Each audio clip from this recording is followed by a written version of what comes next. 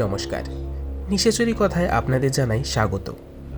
আমরা আবার ফিরে এসেছি আমাদের একটি নতুন প্রস্তুতি নিয়ে, এবং আমাদের আজকের প্রস্তুতিটি হলো অদ্ভুতরে দ্বিতীয় পর্ব।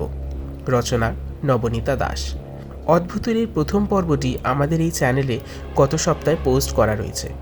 দ্বিতীয় পর্বটি শোনার আগে অবশ্যই প্রথম পর্বটি আপনারা শুনে নেবেন। শুরু হচ্ছে অদ্ভুতরে দ্বিতীয় পর্ব।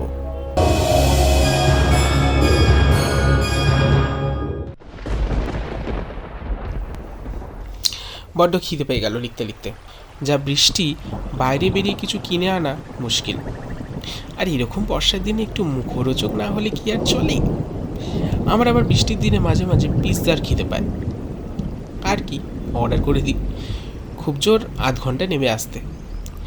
যাই হোক, এরকম একটা ঝড়ঝলের দিনে ভূতের কথা হচ্ছে আর আমার জামাইবাবুর কথা আসবে না, তা কি আর হতে পারে? তার অভিজ্ঞতাগুলো আরও অদ্ভুত। জামাইবাবু বলে সে নাকি কোনো জায়গায় কোনো অশুভ কিছু ঘটে থাকলে বা কোনো অশরীরী থেকে থাকলে সেই অশরীরী নাকি উনি দেখতে পায় বা কখনো কখনো অনুভবও করতে পারে। বিশ্বাস হচ্ছে না তো? মনে হচ্ছে ছোট বলে আমাকে যা পারি টুপি পরায়, তাই তো? আমার ভূত সম্পর্কে আকর্ষণটা তার জানা, তাই বানিয়ে মুখরোচক গল্প বলে। এই যেমন আমাদের বাড়ির ছাদে একদিন আমি, দিদি আর জামাইবাবু উঠছিলাম। আমাদের দোতলাটা ফাঁকাই থাকে সাধারণত। আত্মীয় স্বজন আসলে তখন তাদের জন্য ব্যবস্থা করা হয়। এই একতলা থেকে তিনতলা সিঁড়ি, তা একদম শুনশান। সিঁড়ি দিয়ে জামাইবাবু আগে উঠছিল। হঠাৎ তিনতলায় ওঠার আগেই চাতালে দাঁড়িয়ে পড়ল কেমন যেন থমথমে হয়ে। বলল, তোরা উঠে যা, তারপরে উঠছি। ছাদে গিয়ে জিজ্ঞেস করলাম, কি হলো? জামাইবাবু বলল, এখানে যদি বলি ভয় পেয়ে যাবি। জোর করাতে বলল, তোদের আশেপাশে কোনো মসজিদ আছে? বললাম, হ্যাঁ, দুটো বাড়ি পরেই তো। কেন? না, তখন যখন উঠছিলি ওই চাতালে একজন টুপি পরা দাড়িওয়ালা লোক দাঁড়িয়েছিল। বাকিটা জিজ্ঞেস করিস না। ভয় সত্যি যে পাইনি তা নয়, তাই আর কিছু জিজ্ঞাসাও করলাম না। পরে ভেবেছিলাম পাশের মসজিদটা নিজেই বোধহয় দেখেছিল, সেই নিয়ে একটা গল্প পেতে ভয় দেখালো বুঝি। কিন্তু একবার এমন একটা ঘটনা ঘটল যে তার কোনো ব্যাখ্যাই সত্যি পেলাম না। ফোন চলে এসেছে ডমিনোস থেকে। আবার নিচে যেতে হবে। এটা আমাদের নিয়ম, ফ্ল্যাটে অপরিচিত কাউকে উঠতে দেওয়া যাবে না। সিঁড়ির লাইটটা যে কী হয় মাঝে মধ্যেই কেটে যায়, অন্ধকারেই নামতে হবে। যাই হোক, যেটা বলছিলাম, একবার আমার মামার বাড়ি সকলে দিদি জামাইবাবু সহজে পিসির বাড়ি গিয়েছিলাম, মুর্শিদাবাদের ঔরঙ্গাবাদে। সারাদিন পদ্মার ধারে, নিমতিতার রাজবাড়ি ইত্যাদি দেখার পর আমরা ফিরলাম বাড়িতে। পিসির রান্নার হাত অসামান্য।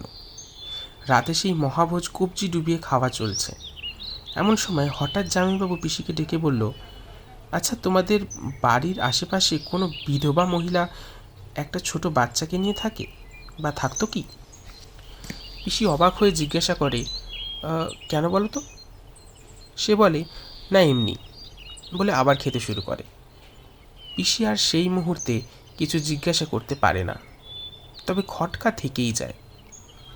না জানি রাস্তার ধারে কেউ কোনো কিছু বলেছে কি না, গ্রামের লোকজন, শত্রুর তো অভাব নেই, কে কি উদ্দেশ্য করে কি বলে থাকবে আর নতুন জামাই কিভাবে সেসব শুনবে, এই নিয়ে পিসি তো প্রচণ্ড চিন্তিত হয়ে পড়ে। পিসমশাইকেও জানায়।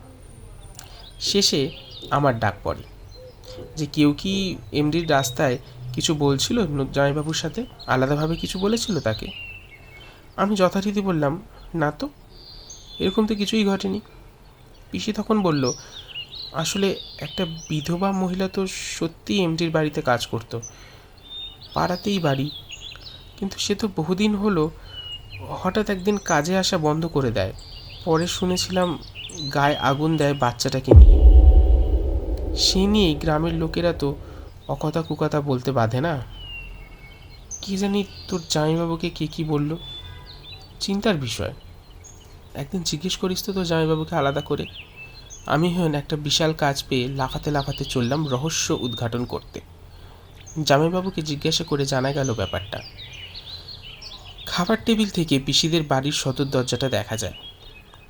আমরা যখন খাচ্ছিলাম জামাইবাবু নাকি দেখে সেই সদর দরজার সামনে একটা সাদা শাড়ি পরা মাঝবয়সী মহিলা একটা বাচ্চা হাতে ধরে দাঁড়িয়ে, যেন ঢুকতে চাইছে বাড়িতে।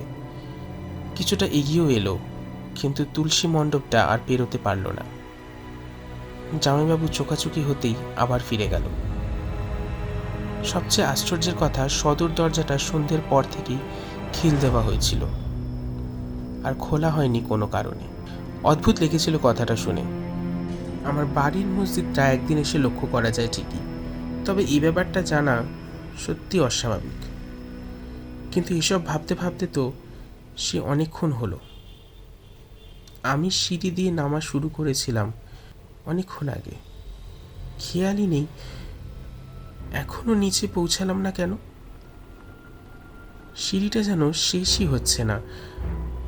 আমি আরো তাড়াতাড়ি নামতে লাগলাম। কি আশ্চর্য, থাকি তো 3 তলায়, এটুকু নামতে এত সময় লাগে নাকি? রেলিং দিয়ে একবার নিচের দিকে তাকালাম। হ্যাঁ, 1 তলার গ্রিলটা চোখে পড়ছে আবছা আলোয়। মানে আমি 2 তলায়। এতক্ষণে 1টা তলা নামলাম। আরও তাড়াহুড়ো করে নামতে শুরু করলাম। এই বাঁকটা ঘুরলেই যেন গেটটা পাবো, কিন্তু কই দরজাটা?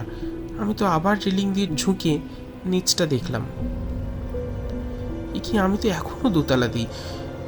এবার কেমন একটা অজানা ভয় আমাকে পেয়ে বসলো। কিছু মাথায় আসছে না, কোনো হিসেব যেন মিলছে না। আমি এবার উপরে উঠতে থাকলাম। এই উপর তলাতেই তো আমার ফ্ল্যাটটা, কিন্তু কই ওটা খুঁজে পাচ্ছি না তো। 2 তলার ফ্ল্যাটটা আজীবন বন্ধ থাকে, জানি না কি কারণে কোনোদিনও কোনো ভাড়া আসে না। তাই সেই ফ্ল্যাটে যে কাউকে ডাকবো তারও তো কোনো উপায় নেই।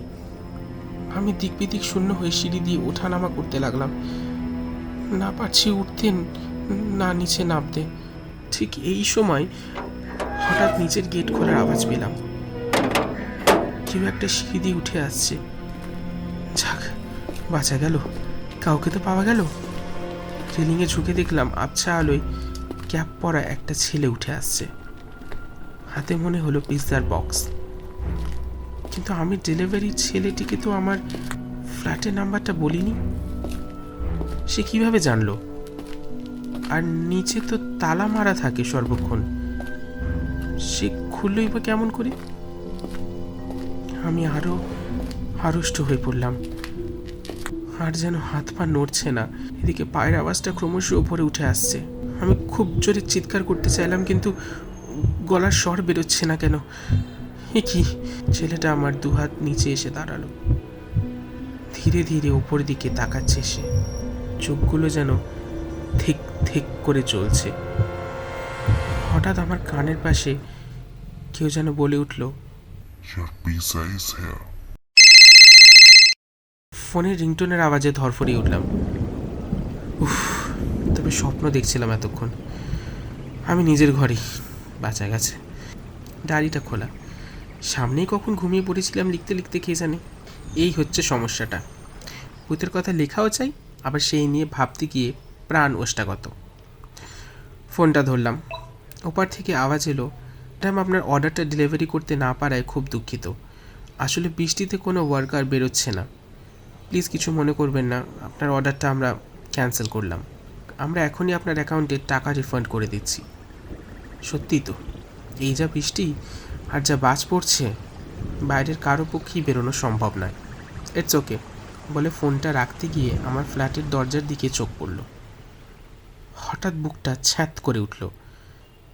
দরজাটা খোলা, দরজার ঠিক বাইরে একটা বক্স পড়ে আছে, ওপরে লেখা ডমিনোস পিৎজা। শুনছিলেন অদ্ভুতুরে 2য় পর্ব, রচনা নবনীতা দাস। আমাদের এই ভিডিওটি আপনাদের ভালো লেগে থাকলে অবশ্যই লাইক, শেয়ার এবং সাবস্ক্রাইব করে আমাদের পাশে থাকবেন এবং আমাদের কমেন্ট সেকশনে জানাবেন আপনারা কী ধরনের আরও ভিডিও দেখতে চান। আপনাদের কমেন্ট এবং ভিউতে আমরা উৎসাহিত হই। চলুন দেখা হবে আরও নতুন কিছু ভিডিও নিয়ে পরের সপ্তাহে। ততক্ষণ শুনতে থাকুন নিশাচরি কথা।